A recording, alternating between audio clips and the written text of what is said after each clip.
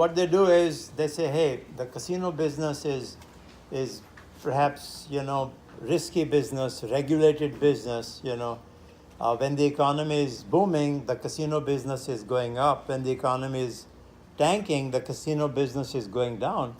Okay, let's buy. So if I'm managing MGM, okay, very risky, and I don't like, if I'm the manager, and at the end of the year I have to explain to the board, why these up and down activities, over which of course I have no control, but I'm worried also that tomorrow maybe MGM could go bankrupt. So what do?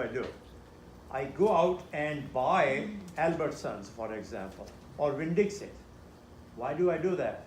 Because MGM is a risky business and Winn-Dixie is a safe business. You see what I'm saying here? Safe business. So what did I accomplish? I was able to lower the risk of MGM by making an acquisition, that is less risky than MGM.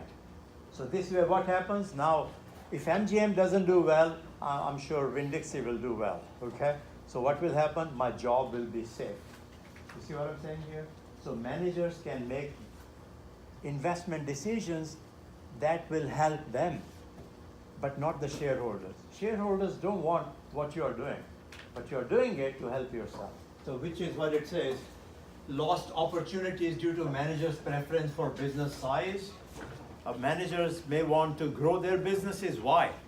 Because you must have heard the following, that managers' pay is tied to the size of the businesses they are running.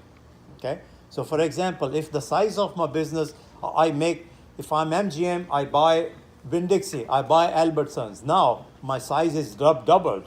So can I not go back to the board and say, hey, I'm managing 3 businesses now. I should be rewarded, I have more work to do now, so my pay should go up. See what I'm saying here? So managers sometimes increase the size of their firms, not because it's good for the shareholders, okay, but because it may allow them to draw higher salaries, okay. Or organizational survival, talked about JCPenney, remember? The ideal thing maybe, I'm saying maybe, the ideal thing may be for JCPenney to shut down, close everything, because they're losing money left and right, okay? If you continue down the same path, what will happen? Now the share price is about $1 per share. And if you keep losing money, what will happen? The share price will keep going down and down and down and down. So maybe it's a good time to sell your assets, sell your inventories, to maybe Dillard's or some other stores, and return whatever money is left for shareholders. So shareholders might be better off. But if I'm JCPenney CEO, would I like to shut down JCPenney? No. Why? Because I lose my job. As simple as that. So these are indirect costs which are difficult to measure. Okay. So what do you do as shareholders? What do we do? We talk about capitalism. We live in we live in a capitalistic society. And so what do? We don't want to interfere too much with the workings of a corporation. So these are possible solutions, to this problem, the agency problem. Number 1, monitoring. We shareholders should try to monitor the managers. How do we monitor? Suppose I have 50 shares in Facebook, and monitoring means, it may mean attend meetings, attend shareholders meetings. So for example, this year the meeting is in Boston. So does it make economic sense? Does it make economic sense for me, who own 50 Facebook shares, okay, travel all the way to Boston to attend the meeting, ask questions, from the management, just to let them know, hey, I'm watching what you're doing. Does it make sense? It doesn't make sense. 50 shares, it will probably take more than the value of the shares for me to make the trip. So it doesn't make any sense. So what do? We act collectively. shareholders act collectively through the board. We hire auditors, okay? We pay them. We willingly pay them, okay? And auditors, it is who monitor managers. They go over the accounts, make sure, you know, they are not embezzling funds, or they're not cheating, or they're not plundering the corporation. So we monitor them, okay, through collective efforts, okay. Hiring auditors is an example of monitoring. Hiring auditors. Number 2, takeovers. So in a free market, like Winn-Dixie at one time was a public firm. You could have bought shares in Winn-Dixie. It's no longer a public firm. Why? It wasn't doing well. Then who bought Winn-Dixie? Well, there is a private firm out of New Orleans that bought Winn-Dixie. I don't remember the name of the firm.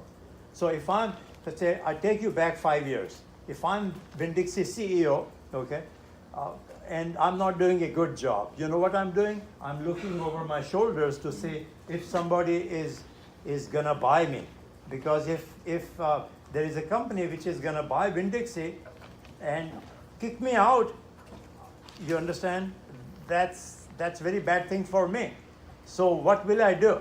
The threat of a takeover, hey, I better do a good job.